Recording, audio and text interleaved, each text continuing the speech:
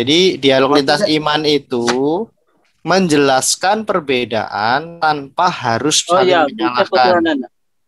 Oke, konsep pertahanan aja kalau gitu. Saya terima aja topik kalian. Oh, Takut dia ini Saya kalau kan hanya bicara benar. kerasulan Nabi. padahal Udah mau saya Oh takut, enggak, iyain. jantungan dia. enggak, saya mau kalau mau ayo kerasulan Ayo, Nabi, ayo. ayo kita bahas tentang Oke, kerasulan kerasulan Nabi dan Paulus. kerasulan Paulus. Ayo, Oke, kerasulan Paulus dengan kerasulan Nabi Sama Muhammad. Erben aja Nabi ya. Muhammad. Kalau gua nggak, Gak apa-apa. gua nggak, Moderatornya saya minta ini, Abang aku nggak Edo, Abang ngerti. Edo. Pertanyaan pertama, Ya. siapa yang Abang Edo menjadikan moderator. Paulus jadi rasul? Lalu siapa yang menjadikan Muhammad sebagai rasul? Ayo jawab. Aduh, Kalian loh, berdua. belum dimulai. Ini siapa yang mau berdialog? Oke ya, waktu bicara. Jadi gini, Lala Erban, karena Mas Wandi ini tidak terlalu menyimak layar. Sebenarnya layar ini yang perhatikan juga YouTube ya di sana. Jadi gini ya, saya terpaksa membatasi waktu karena Mas Wandi kan kesulitan kalau terlalu lama mendengarkan. Jadi Yo. bagaimana caranya nanti teman-teman memanfaatkan memanage waktunya sebaik mungkinnya. Jadi saya berikan waktu 3 menit, tidak sampai 5 menit. Kalau 5 menit sesudah kehilangan konsentrasi dia. Oke ya. Jadi topik malam hari ini itu terkait tentang kerasulan Paulus dan kerasulan Muhammad gitu ya, dalam kaitannya dalam perspektif iman Kristen dan iman Islam. Ada lincasi. Silakan dari yang memilih topik ini yang menyampaikan dulu. Silakan Mas Wandi. Waktu Anda 3 menit untuk menjelaskan tentang kerasulan Muhammad. Apa yang ingin Anda sampaikan? Oke, terima kasih. Assalamualaikum warahmatullahi wabarakatuh. Assalamualaikum. Kita mengetahui bagaimana seorang nabi itu adalah penerang bagi umatnya. Nah, sebelum kita mengetahui itu, kita harus mengetahui dasar ajaran-ajarannya. Ajaran-ajarannya yang jelas dari masa dia masa hidup hingga dia wafat nanti. Apakah ajarannya itu berbeda atau tidak? Nah, kita bicara tentang ajaran kasih. Kita bicara tentang ajaran kasih, Nabi Muhammad sering menerapkan. Bahkan Nabi Muhammad mengatakan, jangan kita menyakiti umat kafir atau orang kafir yang terikat janji dengan kita atau yang akur dengan kita. Bahkan Nabi Muhammad mengatakan, ada satu hadis Nabi Muhammad mengatakan bahwa kalau kita menyakiti orang kafir yang tidak bersalah, jangankan kita masuk ke surga, mencium bau surga aja kita tidak akan dapat menciumnya. Itulah satu ajaran kasih yang diajarkan oleh Nabi Muhammad. Nah, kita bicara masalah perang. Nabi Muhammad memang menerapkan masalah perang. Karena kenapa? Itu anjuran, itu perintah dari Allah Subhanahu Wa Taala. Karena kenapa? Itu perang itu diterapkan kepada orang kafir yang melanggar perjanjian. Maksudnya orang munafikun, kan gitu. Nah, jadi di hal itu wajarlah. Karena kenapa? Islam itu tidak pernah mengganggu, tapi kalau diganggu tidak pernah mundur. Itulah Islam. Jadi ayat-ayat yang turun di Al-Quran itu dalam rangka perang itu ada alasannya, ada asbabul nuzulnya. Tidak turun begitu aja, gitu. Nah, terus kita mengetahui ajaran itu benar dari mana? Ya kita harus tahu dari sumber kedua belah pihak ini. Apakah Rasul mana yang baik, yang benar ajarannya atau buahnya itu? Muhammad Shallallahu Alaihi Wasallam atau Rasul Paulus? Itu aja dari saya. Open statement saya. Silakan. Silakan Bang Edo. Ya, oke. Oke, jadi gini ya. Tadi Mas Wandi sebenarnya ini perlu saya arahkan ya. Jadi nanti silakanlah teman-teman nyampaikan dulu kerasulan Muhammad dari sisi Islam, kerasulan Paulus dari sisi Kristen. Sebenarnya dijelaskan dulu apa makna rasul dan seterusnya gitu ya. 3 menit ya waktu untuk Anda dari pihak Kristen, Pak Erben.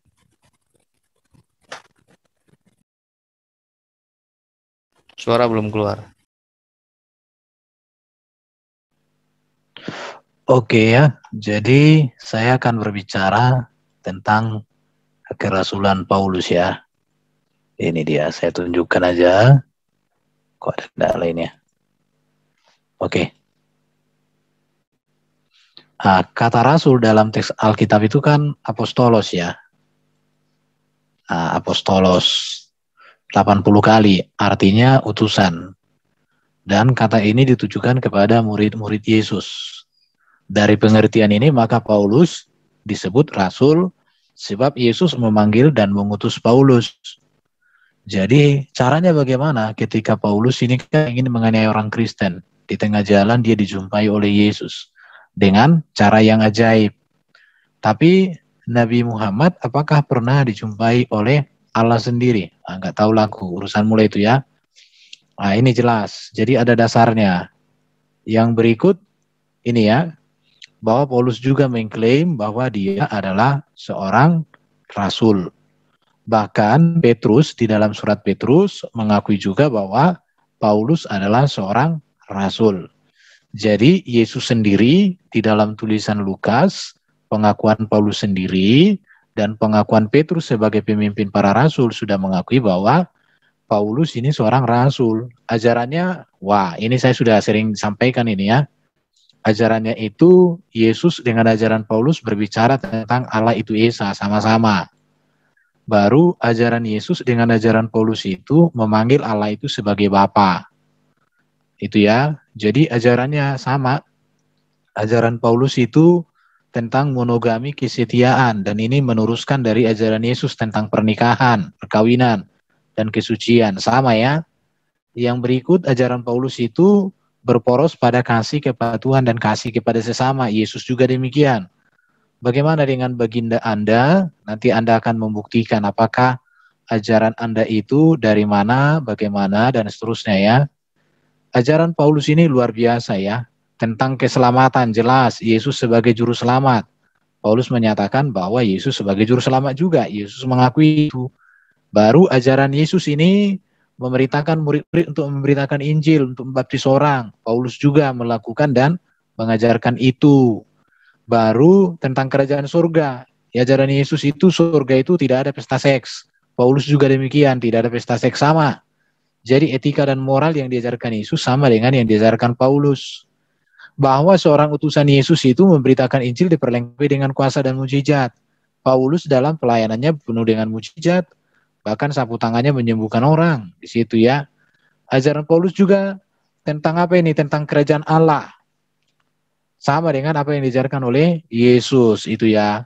Jadi ajaran Yesus itu mengatakan bahwa Bapa menyerahkan kuasa kepada Yesus jadi hakim. Paulus menegaskan hal itu juga. Oke, saya sampai di sini dulu. Ya, saya waktu kan dulu. Sudah habis. Oke. Nanti slide berikutnya saya akan tunjukkan. Silakan. Oke, sekarang begini ya.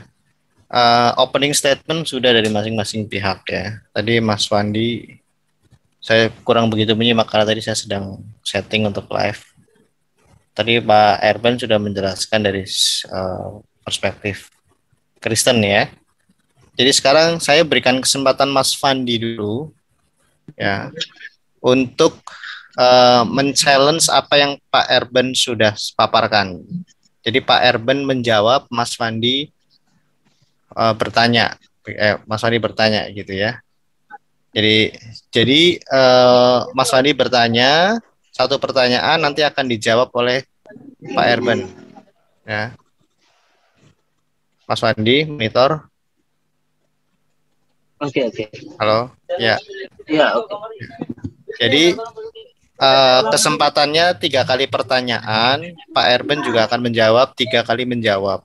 Kalaupun 3 kali kesempatan Anda bertanya itu masih dengan pertanyaan yang sama, silakan. Atau mau beda-beda pertanyaan. 3 kali ya, silakan. Oke. Nah, jadi kata Rasul itu dan kata Nabi itu adalah kata yang ada di dalam Al-Quranul Karim itu sendiri. Apakah kata Rasul itu? Yaitu kata utusan. Nabi itu sang penerima wahyu. Nabi itu adalah sang utusan dan Rasul itu sang penerima yang menyampaikan wahyu, sang risalah, yang menyampaikan risalah, kan gitu. Nah, sekarang saya akan buktikan apakah kebenaran Nabi Muhammad telah menjadi nabi. Enggak, Nah, kamu bertanya dulu, nanti baru menjelaskan Islam nanti. Kamu sekarang bertanya tentang Paulus kepada Pak Erben ya.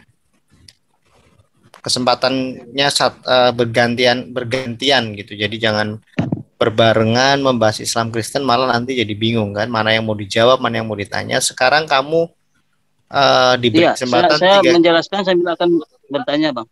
Enggak, kamu bertanya saja apa yang ingin kamu tanyakan dan apa yang ingin kamu kritisi tentang kerasulan Paulus gitu.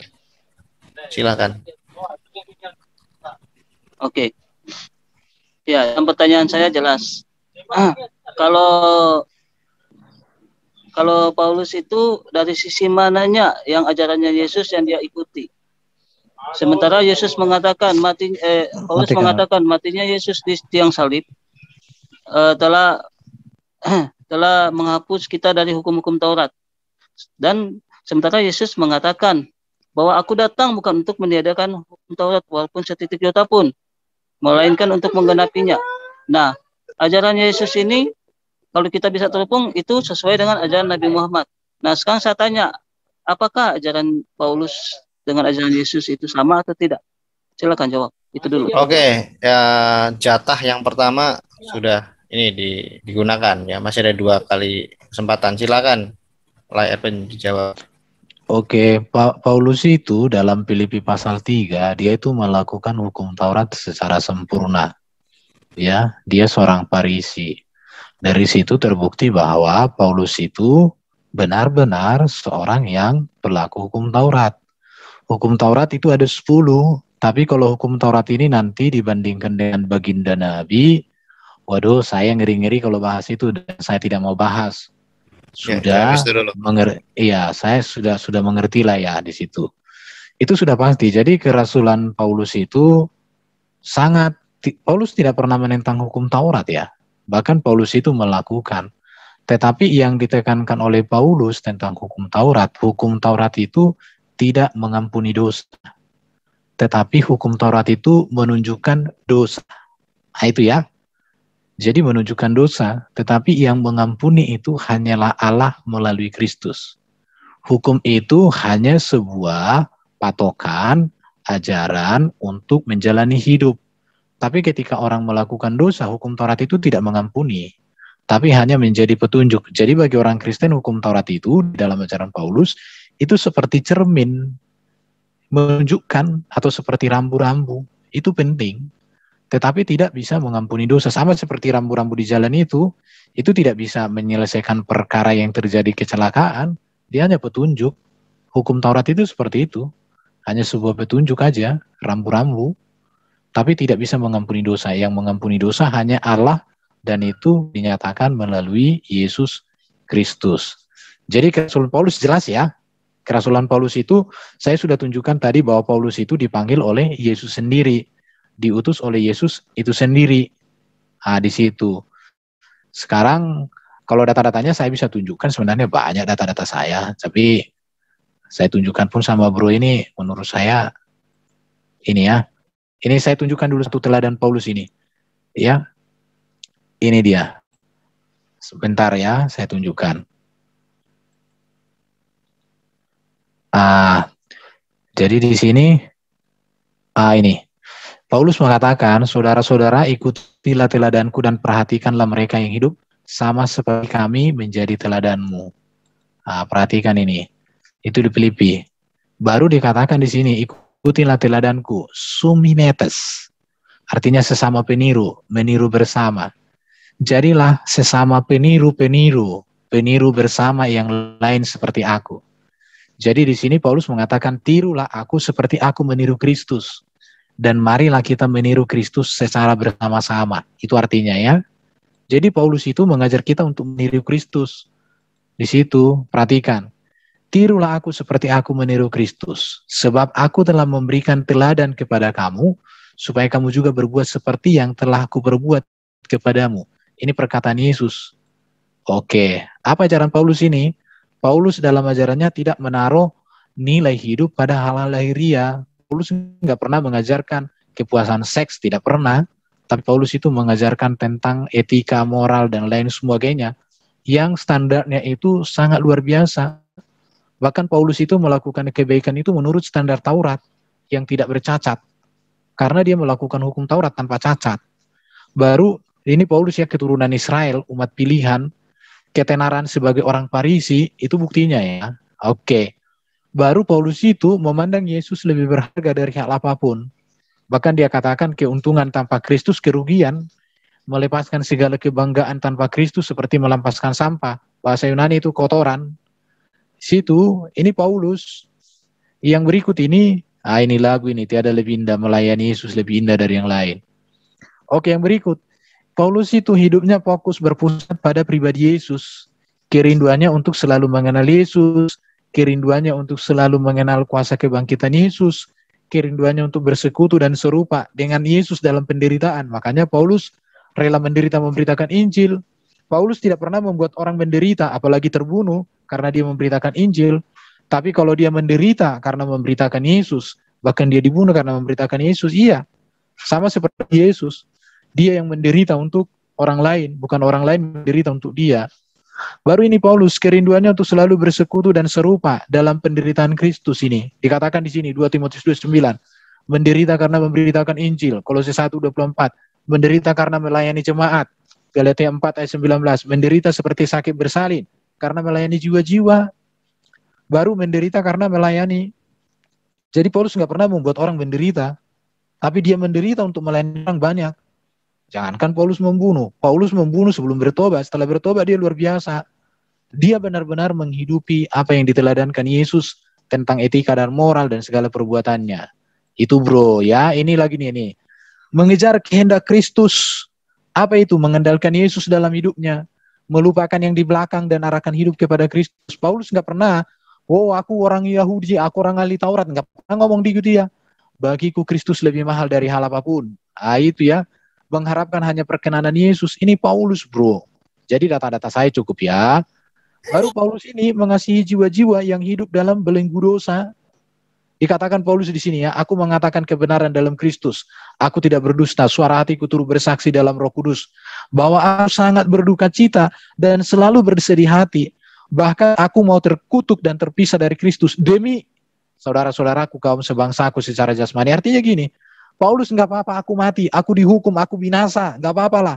Yang penting orang diselamatkan, orang lain mengalami keselamatan. Itulah Paulus. Nggak pernah Paulus, kalau kamu nggak terima ajaranku, ku penggal kau, ku bunuh kau, ku hajar kau. Nggak pernah Paulus ngomong gitu. Tapi Paulus katakan, biar aku menderita, tapi Injil sampai kepadamu. Biar aku dihukum, biar aku dipenjara, biar aku disiksa, tapi biar Yesus didengarkan oleh semua orang. Itu yang disampaikan Paulus. Enggak pernah diambil pedang, hei sini kalau enggak kau terima Yesus, ku pateni kau, katanya. Enggak pernah Yesus kayak gitu bro, enggak pernah Paulus kayak gitu. Oke, perubahan dia. Jadi ini nih saya buat ini nih ya. Oke ya. Jadi yang keenam, keyakinan yang pasti akan kemuliaan yang akan Allah nyatakan dalam kemuliaannya. Paulus yakin, Paulus rindu orang lain menikmati hidup kemuliaan yang akan diberikan Allah di dalam Yesus Kristus. Itu kerinduan Paulus. Jadi kerinduan terbesar Paulus bagaimana orang-orang lain itu hidup benar, hidup kudus, hidup mulia, hidup beretika, hidup bermoral. Gak ada perang, gak ada kebencian, gak ada mengambil istri orang dan lain sebagainya. Gak ada dalam ajaran Paulus ini. Maka saya katakan Paulus ini layak diterima. Ini. Oke. Ini sedikit-sedikit ya. Sebab yang sangat merindukan dan mengharapkan ialah Kristus dengan nyata dimuliakan di dalam tubuhku, baik oleh hidupku maupun oleh matiku. Karena bagiku hidup adalah Kristus dan mati adalah keuntungan. Tetapi jika aku harus hidup di dunia ini, berarti bagiku bekerja memberi buah. Inilah Paulus. Inilah makanya saya bangga dengan Paulus. Oke, udah. Kembali moderator. Oke, Mas Wandi, silakan apa yang mau dikritisi atau Anda ada pertanyaan baru atau apa yang ingin Anda kritisi dari apa yang sudah dipaparkan La Erben ya. Tadi dia menjelaskan tentang teladan Paulus. Silakan Mas Wandi. Oke. Sampai ngantuk saya dengarnya tadi. Iya, Oke. Jadi gini. pertanyaan saya tadi tidak disentuh sama sekali. Abang tadi bicara lebar kali panjang, panjang kali lebar tadi, tapi sayang tidak ada pertanyaan saya yang disentuh. Yesus mengatakan, saya datang bukan untuk mentiadakan hukum Taurat, tapi melainkan saya datang untuk menggenapinya. Walaupun setitik, satu iota pun tidak akan hilang dari hadapanku. Ingat, sebelum bumi dan langit itu lenyap dan semuanya terjadi. Nah, di dalam Roma 3 ayat 21, apa yang dikatakan Paulus? Manusia akan hidup tanpa hukum Taurat. Karena pernyataan Tuhan sudah benar. Nah, sekarang saya tanya, kenapa Paulus mengatakan demikian, sedangkan Yesus mengatakan hukum Taurat itu tak akan pernah hilang. Ingat, hukum Taurat itu tak akan pernah hilang walaupun setitik iota pun. Jadi saya coba tanya, ajaran Yesus yang mana Paulus ikuti itu? Ajaran Yesus yang mana yang Paulus ikuti itu?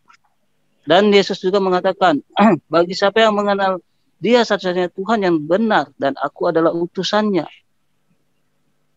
Nah, Yesus mengatakan bahwasanya Allah itu hanya satu, Allah satu-satunya yang benar. Paulus mengatakan, bagi siapa yang tidak percaya Yesus dengan perkataannya dan dari hatinya serta mengimaninya, dia akan mati dalam dosa. Saya tanya sekarang, Yesus nggak pernah memerintahkan umatnya untuk menyembah Dia, tapi untuk menyembah Bapa satu-satunya Tuhan yang benar. Paulus memerintahkan untuk menyembah Yesus.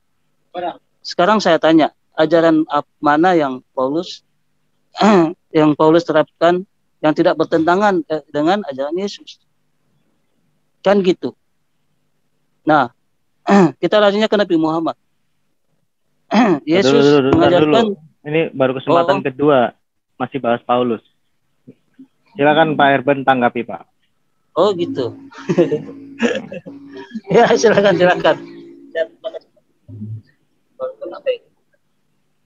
Bentar ya, saya cari data. Ya, nggak apa-apa. Oke, sebentar. Tadi sepintas juga sudah di-share ya. Kemarin juga sudah ya. Sinkronan ajaran Paulus dan Yesus, tapi Mas Pandi bertanya lagi. Ya, nggak apa-apa. Karena dia tadi kan nggak memperhatikan aku menjelaskan, bro. Jadi Mas Pandi, coba kalau ada data, coba Anda pastikan muncul di layar Anda, karena di layar yang lain tuh muncul. Mungkin layar Anda itu terlalu canggih, itu gimana jadi nggak muncul? Oke, saya jelaskan sama Bro Pandi. Ini hukum Taurat ya. Saya bacakan aja sama Bro Pandi, nanti bilang yang mana dilanggar oleh Paulus. Ya. Jangan ada padamu Allah lain di hadapanku. Paulus itu menyembah Allah yang Esa. Saya bisa berikan banyak ayat yang mengatakan bahwa Paulus paling banyak menuliskan Allah itu Esa dalam kitab PB. Jangan membuat bagimu patung yang menyerupai apapun yang ada di langit, di atas, atau di bumi. Paulus nggak pernah buat patung. Ya, jangan sujud menyembah kepadanya atau beribadah kepadanya. Paulus tidak pernah beribadah selain kepada Allah yang Esa, di mana dia menerima Yesus sebagai firman yang diutus menjadi manusia. Ya, baru dikatakan oleh ini. Jangan engkau menyebut nama Tuhan Allahmu dengan sembarangan. Paulus memuliakan, di sini kata Tuhan huruf besar semua. Itu menunjuk kepada Bapa di surga, YHWH ya. Baru Paulus ingat dan kuduskanlah hari Sabat. Hari Sabat itu Paulus lakukan. Kalau kita baca di Kisah Para Rasul, Paulus itu sering dan selalu memberitakan kabar baik pada hari Sabat di sinagog. Di situ ya. Jadi semua Paulus. Baru dikatakan Paulus di sini ya. Katakan lagi di sini, hormati ayahmu dan ibumu. Paulus itu menghormati orang tuanya. Dia bangga sebagai orang Yahudi. Di situ baru yang berikut, jangan membunuh. Paulus setelah menjadi pengikut Yesus nggak pernah membunuh orang, nggak pernah berperang. Paulus mengatakan di sini katakan jangan berzina. Berzina itu artinya gini ya, pikiran kotor, membeli istri orang, atau kawin dengan orang yang tidak layak dan sebagainya. Artinya bagi ajaran Paulus itu satu laki-laki, satu wanita. Dan di sini dikatakan jangan berzina. Paulus benar, baru jangan mencuri. Paulus nggak pernah mencuri. Justru Paulus banyak membantu orang karena dia seorang pekerja juga di situ ya. Jangan mengucapkan saksi dusta tentang sama. Paulus nggak pernah mengucapkan saksi dusta. Paulus jujur. Paulus itu ngomong apa adanya. Jika ya katakan ya. Tapi kalau di bro saya tidak tahu lah ya. Bro aja nanti yang memikirkan. Jangan mengingini rumah sesamamu. Jangan mengingini istrinya. Paulus nggak pernah ingin istri orang. Dia fokus beritakan kabar baik. Ya. Hambanya laki-laki nggak boleh ambil hamba orang, nggak boleh hambanya perempuan, nggak boleh pembantu, nggak boleh. Nah, kalau di ajaran lain kan ada itu boleh katanya. Daripada jatuh kan gitu kan. Lembunya nggak boleh nih ngambil lembu orang, keledainya juga nggak boleh. Atau apapun dipunyai sesamamu. Jadi dari sini nggak ada yang dilanggar oleh Paulus, bro. Nggak ada yang dilanggar Paulus. Maka saya katakan Paulus itu sudah melakukan hukum Taurat dengan baik, dengan sempurna, dengan benar. Cuma bro aja mungkin selama ini nggak pernah baca Alkitab. Coba baca dulu bro, dari Matius sampai Wahyu, supaya bro itu jangan hanya ngomong. Jangan hanya karena gurumu si Juma ngomong begini-begini, kau jadi aneh-aneh pula ngomongnya kan gitu. Oke, udah jelas ini ya. Oke, saya ini. Jadi Paulus itu benar-benar memang teladannya adalah Yesus ya. Oke, itu aja dulu. Atau ada yang kelupaan? Tadi dia mengatakan Yesus Kristus mengajarkan menyembah Allah Bapa ya, tapi kenapa Paulus mengajarkan menyembah Allah Bapa dan juga menyembah Yesus? Abang moderator ya. Gitu kira-kira seperti itu dari Mas Mandi. Coba Pak Erwin. Ya, jadi ini kan udah biasa kita jelaskan. Dikatakan oleh Yesus itu Yohanes 5:23-24. Barang siapa menghormati aku, ya dihormati Bapa. Barang siapa menghormati Bapa, ya menghormati aku.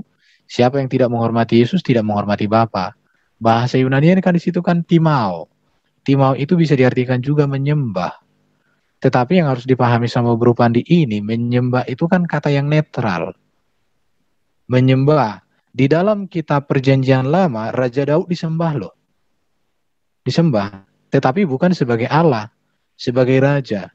Itu bisa kok kita lihat Daud disembah. Itu tadi pagi renungan saya di keluarga itu. Disembah Daud itu. Jadi menyembah itu tidak hanya kepada Allah. Tetapi orang manusia yang agung pun disembah. Tetapi bukan menggantikan Allah. Nah, saya carikan ayatnya ya. Di kitab 2 Samuel. Supaya Bro Pandi lihat. Nanti saya tunjukkan ya. Sama saya itu bisa kasih data-data loh bro. Ya nanti aja itu Le di Oke. Silakan Mas Pandi, ini kesempatan yang ketiga ya, yang terakhir di sesi ini. Apa yang Anda ingin bantah, kritisi atau ada hal baru? Silakan Mas Pandi. Oke. Jadi gini, dalam 10 hukum tadi 10 hukum tadi dikatakan Yesus Paulus tidak melanggar itu. Jangan ada ilah lain di hadapanmu. Nah, sekarang Paulus mengatakan apa? Mengatakan apa? Bagi siapa yang tidak percaya Tuhan Yesus dengan mulutnya, dengan perkataannya, dengan hatinya, dia tidak akan selamat. Nah, itu mengindikasikan untuk menyembah siapa? Menyembah Yesus. Enggak, sebentar Mas. Yang kalau mengajarkan bisa untuk, ada ayatnya. Sorry. Jadi tunggu sorry. Itu ada, saya katakan kan itu. Enggak, ayatnya di mana itu? Supaya dibahas. Iya. Nah, kalau bisa kamu tunjukkan bro, karena menurut saya ayat seperti itu enggak ada. Saya bahas Roma 3 ayat 21. Mati tanpa hukum tanpa Roma hukum Taurat jadi gini. Roma 3 ayat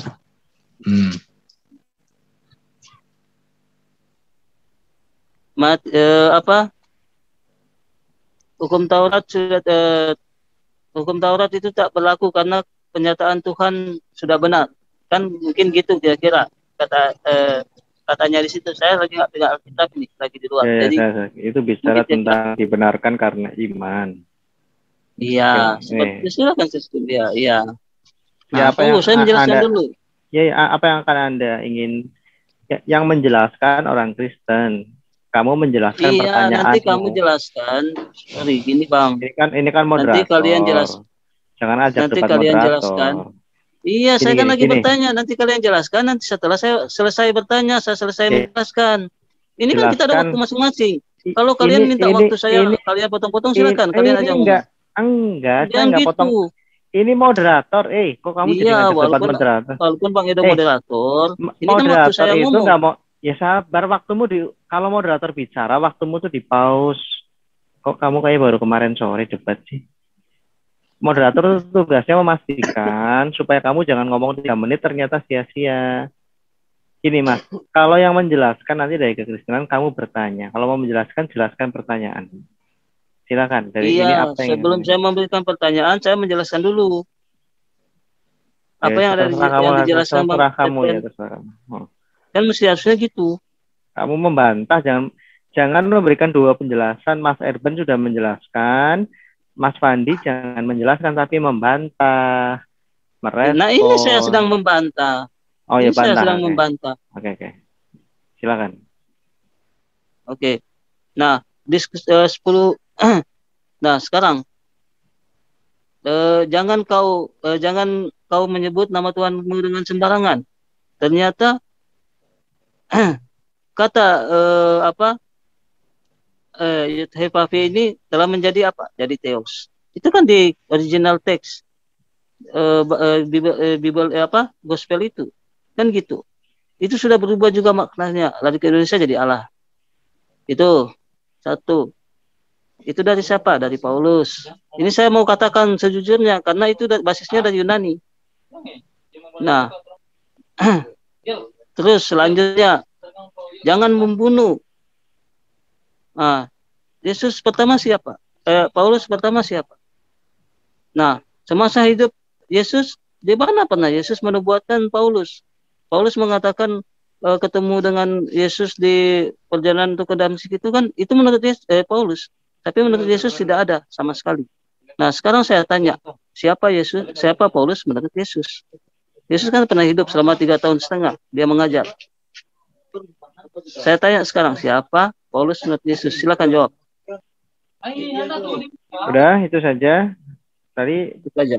Pertanyaan yang terakhir ya, jadi yang ya silakan Pak Erben. Ya, inilah akibatnya kalau ketika orang menjelaskan nggak diperhatikan. Saya sudah jelaskan tadi bahwa Paulus itu kan dipanggil oleh Yesus dengan cara yang luar biasa. Ketika dia hendak menganiaya orang-orang Kristen pergi ke Damsik itu. Jadi sudah dikatakan di sana, ada tadi ayat-ayatnya, cuman makanya Pandi, kalau kamu dialog dengan orang, catat perkataan orang, ingat. Supaya kamu jangan bertanya, tapi menunjukkan bahwa kamu nggak memperhatikan jawaban. Segitu Bro Pandi. Jadi saya sudah jawab tadi itu. Menurut Yesus Bang, Yesus bukan menurut Paulus itu sendiri. Ginilah Erben, Mas Fandi, tolong jangan di ini. Jadi ginilah Erben, menurut Mas Fandi, Paulus itu sudah bertobat lah, pas Yesus masih ada. Jadi Pak Erben diminta menjelaskan kata Yesus itu apa yang Yesus katakan tentang Paulus yang menurut Mas Fandi itu Paulus itu sudah bertobat saat itu gitu loh. Berada di pihak Yesus, kira-kira seperti itu. Atau mungkin itu silakan. Jadi di sini makanya saya bilang tadi Fandi, Paulus itu bertobat setelah Yesus naik ke surga. Tetapi karena Yesus ketika dia naik ke surga mengatakan, aku menyertai kamu senantiasa. Bahkan Yesus juga mengatakan 2-3 orang berkumpul dalam namaku, aku hadir. Jadi walaupun Yesus naik ke surga, dia bisa hadir di sini juga. Itulah hebatnya Yesus, tapi bro nggak sadar itu. Jadi siapa Paulus menurut perkataan Yesus? Nggak ada Yesus ngomong apa-apa tentang Paulus ketika Yesus masih pelayanan.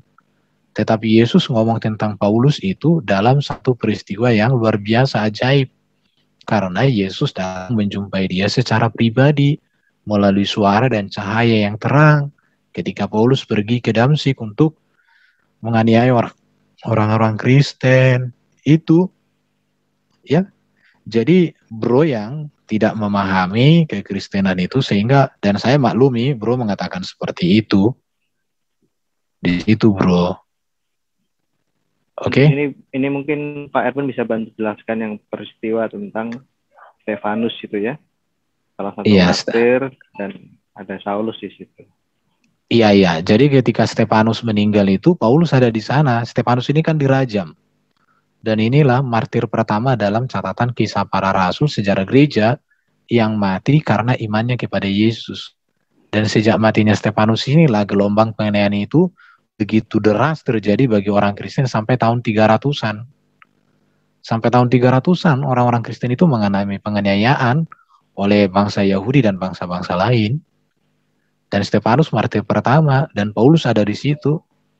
Bahkan Paulus ini yang memimpin gerakan untuk menganiaya orang-orang Kristen.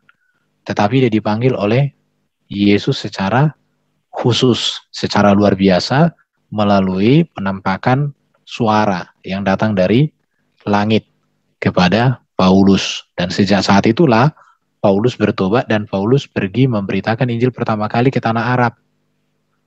Nah, begitu Bro Pandi, supaya Bro Pandi memahami sejarahnya. Ya kalau pertanyaannya seperti tadi itu, ya ini jawaban saya. Oke? Oke, jadi ronde pertama sudah berakhir. Sekarang ronde kedua, 3 kali Kristen bertanya atau menyangga dan 3 kali Muslim menjawab. Dimulai dari Pak Erben, silakan, apa yang mau ingin ditanyakan tentang kerasulan Muhammad? Saya mau tanya sama Bro Pandi ini karena Bro Pandi kan orangnya punya ilmu yang banyak. Saya mau tanya, kapan Nabi Muhammad diangkat menjadi rasul dan siapa yang mengangkat dia menjadi rasul? Coba Bro Pandi jelaskan sama saya, ya itu aja. Kapan dia menjadi rasul dan siapa yang mengangkat dia jadi rasul, dan tolong berikan datanya. Terima kasih Bro Pandi. Silakan Ustadz Pandi. Oke. Jadi gini, kita akan mengetahui sisi kerasulan Nabi Muhammad SAW. Saya akan memberikan sesuatu hal yang kita pandang dari Muslim, ya, dari Muslim di surat Al-An'am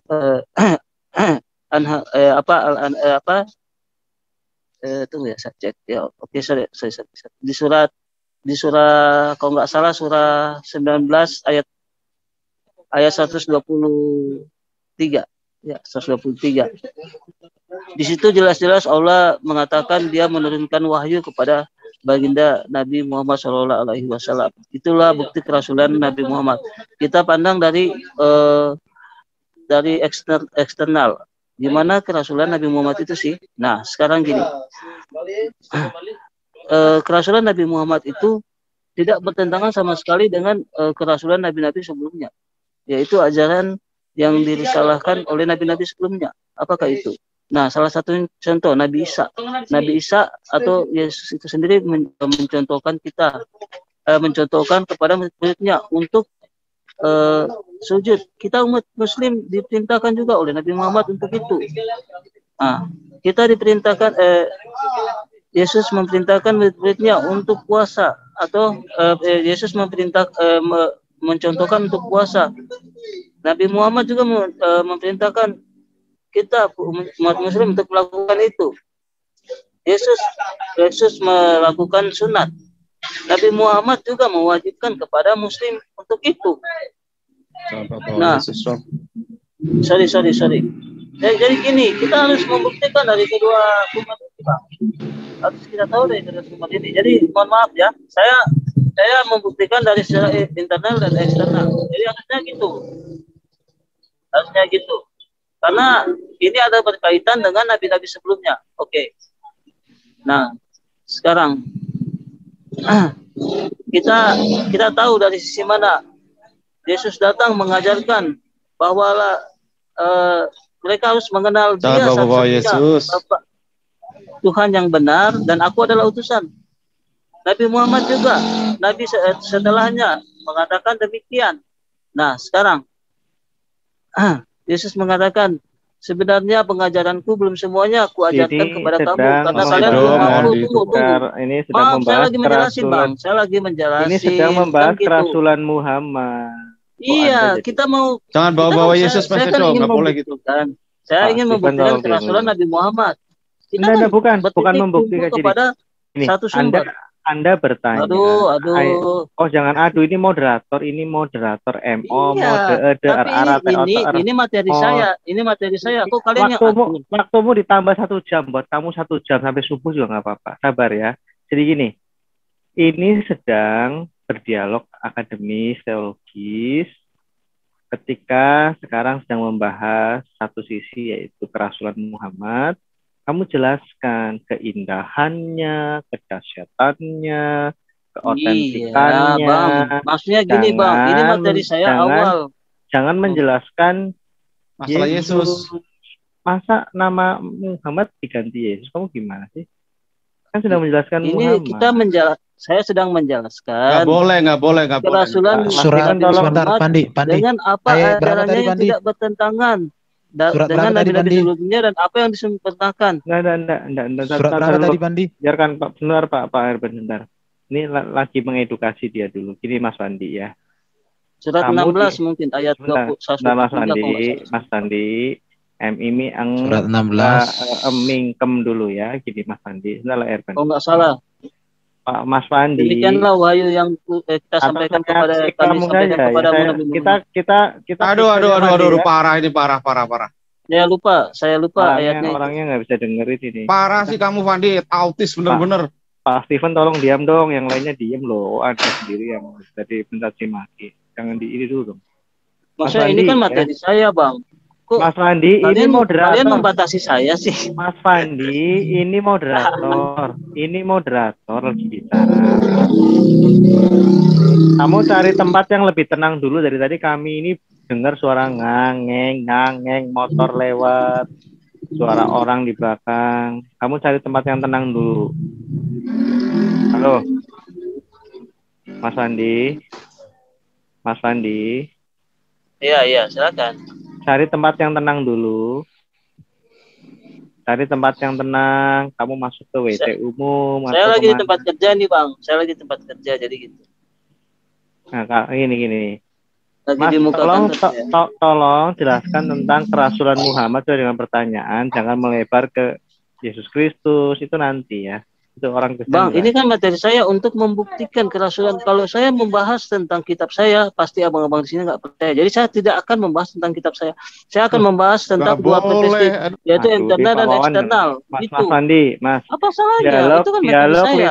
Dialog lintas iman. Ya, itu lintas bukan iman. Untuk Kita saling membuktikan bukan.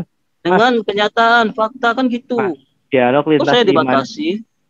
Dialog lintas iman itu menjelaskan perbedaan, bukan untuk memaksakan kepercayaan. Saya tidak pernah memaksakan, Bang. Saya menjelaskan perbedaan berdasarkan sumber materi saya, Bang. Kan gitu. Jadi ayatnya berapa internal, tadi? Kan gitu. Ayat gak ada, asumsi tok. Jadi pusing aku. Saya cek ayatnya. Oke, sekarang tadi pertanyaannya Pak Herben apa, Mas Fandi? Masih ingat nggak? Jangan bawa-bawa Yesus dulu, pokoknya itu aja Mas Edo. Terangkan saja. Banyak ngomong. Ini materi saya, Bang. Jadi ini bebas dong saya bicara. Yang penting saya tidak enggak gitu juga. Gini, Bro Pandi, kalau diskusi itu kan saya bukan saya silakan enggak apa-apa. Kalau itu bisa silakan. Saya enggak butuh Quranmu. Yang saya tanya samamu tadi, kerasulan Nabi itu siapa yang mengangkat? Kapan? Iya, makanya ini saya mau jawab pelan-pelan. Soalnya kamu udah panjang sampai kemana-mana tapi nggak ada datanya, itu yang aku tunggu.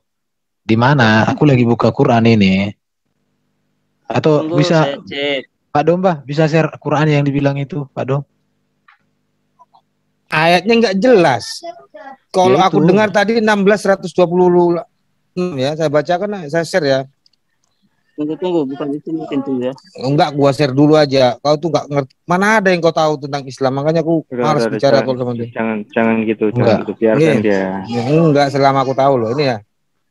16 ayat 126 yang dikatakan, dan jika kamu membalas maka balaslah dengan balasan yang sama. Dengar, enggak, aku membacakan aja. Jangan ini kok jadi berantakan gini dialognya. Udah biarkan dia semampu dia. Ayo tunjuk apa, Bro Pandi, silakan jelaskan pertanyaan saya tadi, saya ulangi lagi supaya Bro jangan lupa. Kapan Nabi Muhammad menjadi rasul dan siapa yang mengangkat dia menjadi rasul? Cara mengangkatnya kayak gimana? Jelaskan aja. Ya, makanya saya jawab, jangan kalian potong-potong dulu. Ya udah, jelaskan. Ayo, jelaskanlah. Oke.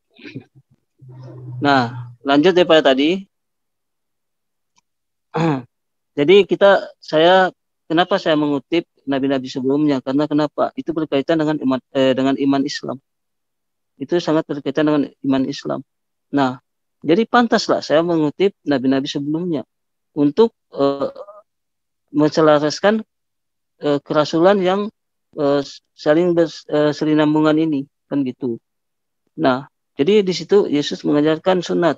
Kita umat Islam juga mengajarkan demikian, menerapkan demikian.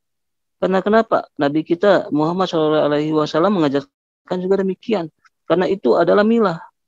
Dan itu adalah satu agama, itu adalah satu aturan yang turun dari Allah Subhanahu wa taala. Nah, sekarang gini. Tadi Bang Herban telah mengatakan saya tidak bisa mengutip, harusnya saya bisa mengutip ini nabi-nabi sebelumnya. Begitu juga kata Yesus. Yesus mengatakan, sebenarnya saya belum semua ajaran yang saya berikan kepada kalian karena kalian belum mampu untuk menerimanya. Tapi saya akan meminta penghibur lain untuk melanjutkan ajaran dia. Jadi Yesus sendiri mengatakan kalau ajarannya itu belum sempurna. Nah, siapakah yang sosok penghibur lain ini? Sosok penghibur lain ini tentunya yang sesuai dan selaras dengan ajaran Yesus. Nah, siapa yang sesuai dan selaras dengan ajaran Yesus itu? Tidak lain dan tidak bukan adalah Nabi Muhammad SAW. Itu yang selaras dengan ajaran Yesus. Kita lihat dari apa yang dinubuatkan Yesus, yang dikatakan Yesus. Jangan kita tunggu dari sini dulu. Tidak semua yang menyuruh aku Tuhan atau tidak semua yang memanggil-manggil aku Tuhan akan memperoleh kerajaan surga, melainkan yang mengikuti kehendak Bapakku di surga. Nah, siapa yang mengimani itu? Siapa yang mengikuti kehendak Bapak di surga? Pastinya ini kita umat Islam. Nah, jadi saya tidak akan menaruh poin siapa yang menyuruh Yesus itu Tuhan gitu aja. Nah, sekarang saya ingin membantah pernyataan tadi sambil menyangga pernyataan Bang Irban tadi kalau Paulus itu tidak bertentangan dengan ajaran Yesus. Jadi gini Bang, yang Abang Irban katakan tadi, Paulus ketemu dengan Yesus menjadikan Paulus itu rasul, itu bukan menurut Yesus, tapi menurut Paulus. Itu menurut penglihatan Paulus. Nah, kenapa saya meragukan itu? Karena kenapa? Paulus ini awalnya siapa dia? Ternyata dia awalnya adalah pembantai murid Yesus. Nah, Yesus juga sudah menubuatkan iblis pun bisa menjadi malaikat terang. Jadi gitu. Kalau memang Yesus sudah menubuatkan demikian, kita harus tahu dulu siapa Paulus ini, gimana ajarannya, bertentangan enggak dengan Yesus, kan gitu. Ternyata bertentangan. Udah. Menurut saya Pandi silakan, ini itu dulu dari saya. Enggak, aku heran lihat kamu, gimana caramu menalar. Giliran tadi kamu bertanya, mengkritisi saya, engkau enggak kritisi. Sekarang giliran menjelaskan. Akhirnya gini, enggak apa-apa. Saya sudah Oke, enggak apa-apa. Udah. Kau diam. Diam sudah. Kau udah bilang tadi diam. Tadi kamu bilang Nabi Muhammad disunat.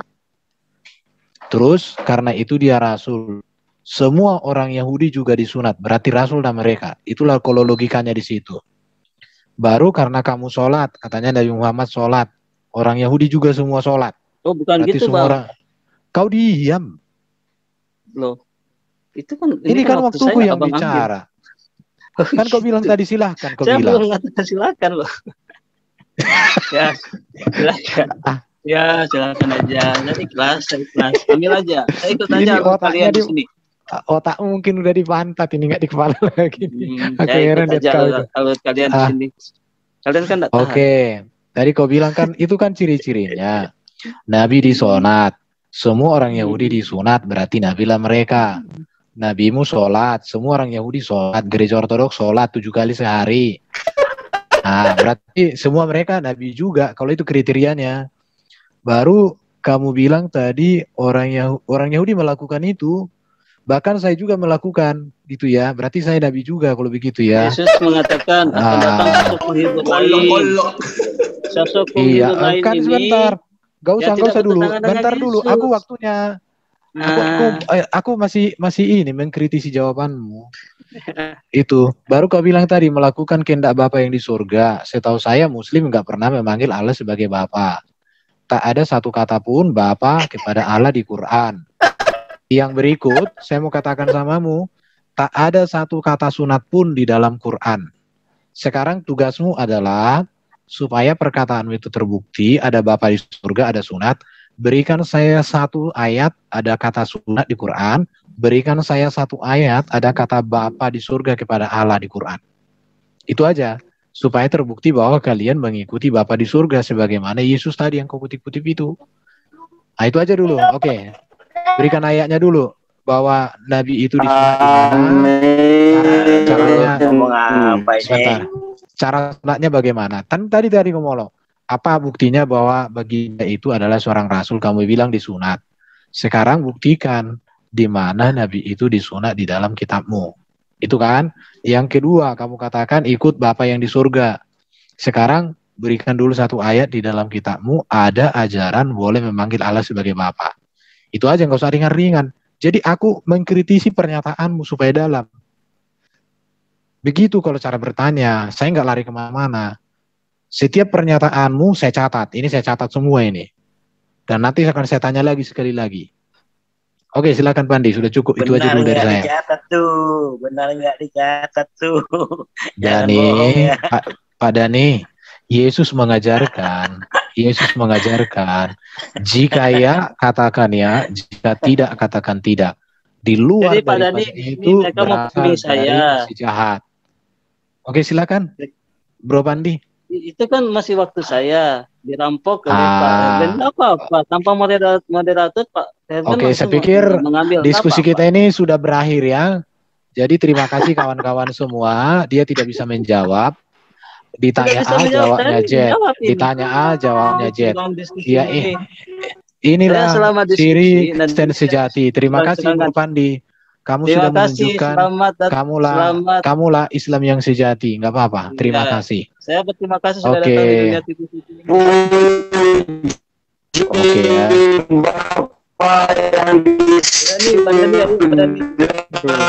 Suaranya bro. Robot. Oke ya, jadi gitu aja Pandi ya. Jadi saya pikir sudah cukup. Terima kasih untuk jawabanmu semua. Bang Herman sudah sangat kuat ngadapin saya ya. Makasih. Iya, terima kasih untuk jawabanmu.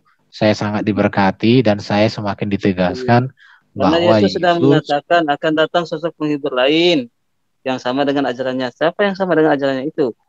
Oke, itu jadi PR. Nanti kita bahas besok lagi. Oke, sekarang saya tanya sama kamu. Ajaran Yesus nggak usah, sudah berakhir.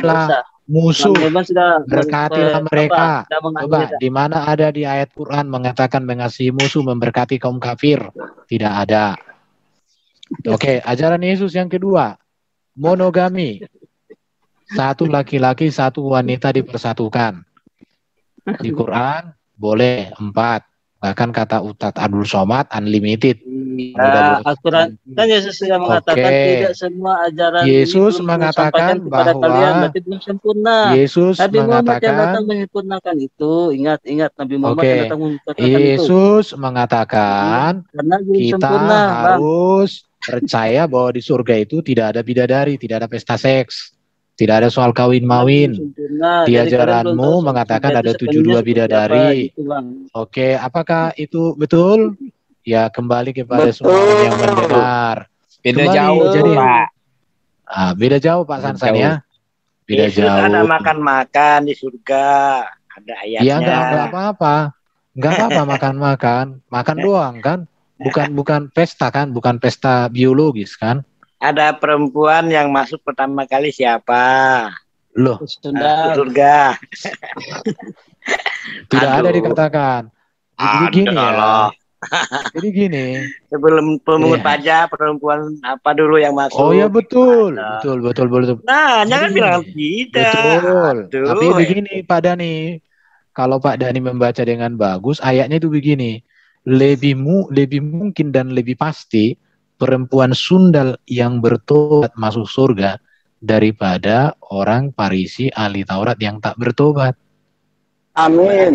Jadi begini aja Bang Elben. Jadi kalau sudah ada perempuan, ada laki-laki ngapain? Aduh. Loh, makanya susah jadi gini. Jadi gini Pak Dani ya. Aduh. Menilai sesuatu itu kalau berdasarkan hawa nafsu, seks dan biologis, maka ajaran Pak Dani itulah yang sempurna.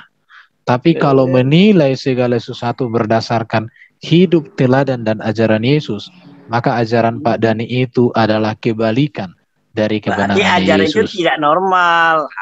Bukan. Memang betul Pak Dani. Surga itu tidak normal bagi orang yang di neraka. Kekudusan tidak normal bagi orang yang hidup dalam dosa. Jadi saya sangat menerima pernyataan Pak Dani yang mengatakan bahwa surga yang diajarkan Yesus itu tidak normal. Karena yang normal bagi Pak Dani itu adalah kebalikan dari ajaran Yesus. Surga itu tempat kenikmatan Pak Erben. Iya makanya saya bilang. Makanya saya bilang Pak Dani, saya setuju. Kesengsaraan dan penderitaan. Saya setuju. Jadi saya setuju dengan apa yang dikatakan oleh Pak Dani itu bahwa surga yang diajarkan Yesus itu tidak normal. Kenapa? Karena yang normal bagi Pak Dani itu adalah surga yang berbalik 180 derajat dari penuh kenikmatan Yesus. Enggak apa-apa Dani, enggak apa-apa. Enggak apa-apa memang. Kalau bagi kami surga itu tempat segala kenikmatan. Ya sudah Pak Dani. Nanti Pak Dani dapat di surga itu bidadari 70 meter. Pak Dani hanya 1,70 meter. Ya masuklah semua. Dari ujung rambut sampai ujung kaki. Silakan. Enggak masalah Pak Dani. Pak Dani, ya. Di dalam kekristenan. Apalagi tuh. Tadi bicara masalah Rasul gimana? Enggak tuntas kelihatannya. Enggak ada sih Pak Dani ngomong apa-apa tentang Nabi Anda. Ada. Udah itu ya. Oke, jadi Rasul ganti Pak Dani aja. Kata si Fandi tadi nggak ngeluarin ayatnya kacau bala, asal ngomong, asal jeplak. Kata saya sama Pak Dani begini. Bagi saya, patokan kebenaran itu selalu saya ukur dari ajaran dan pribadi Yesus. Kalau Pak Dani mengatakan bahwa itu tidak normal, itu salah, maka itu menegaskan bahwa memang Pak Dani tidak masuk di dalam rencana Yesus yang pasti masuk surga. Itu saja Pak Dani. Jadi saya menghargai setiap pernyataan dari Pak Dani. Saya sangat hormat kepada semua pernyataan Pak Dani pada malam hari ini. Saya mengucapkan hormat. Dan ini guru saya Bang Eten. Bang saya aja Bang udah susah. Apalagi guru saya. Memang menurut kamu aku susah. Tapi menurut aku kamu itu sangat-sangat aku kasihan samamu. Itu aja. Udah gini aja. Fandi lu diam dulu. Pak Dani. Pertanyaannya itu dari yang tentang kerasulan Muhammad, tolong jawab dong. Fandi nggak bisa jawab belas. Nggak ada.